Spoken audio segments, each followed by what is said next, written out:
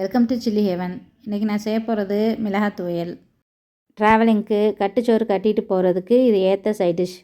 இதுக்கு மிளகாய் வத்த 12, முழு மல்லி 1.5 டேபிள் ஸ்பூன், புளி நெல்லிக்காய் அளவு, சின்ன வெங்காயம் 200 கிராம், பூண்டு 10 பல், உப்பு தேவைக்கு எடுத்துக்கோங்க. மண்சட்டியில் தேங்காய் எண்ணெய் 1 டேபிள் ஸ்பூன் ஊற்றி மிளகாய் வத்தலை போட்டு வறுத்து எடுத்துக்கோங்க. மல்லியையும் போட்டு வறுத்துக்கங்க.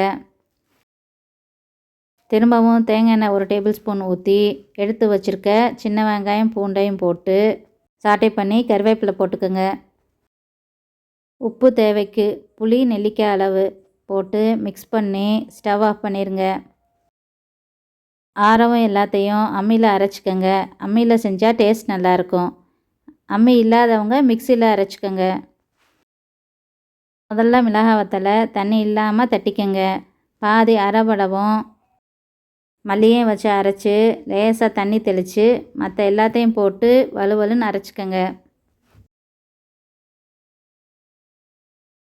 கடைசியாக வெல்லம் இல்லாட்டி கருப்பட்டி வச்சு அரைச்சிக்கோங்க. டேஸ்ட் ரொம்ப நல்லாயிருக்கும். காரம் அதிகம் வேணான்னு நினைக்கிறவங்க எக்ஸ்ட்ரா வெல்லம் வச்சு அரைச்சிக்கோங்க. தண்ணி அதிகம் சேர்க்காமல் கெட்டியாக அரைச்சி வலித்து எடுத்து வச்சுக்கோங்க.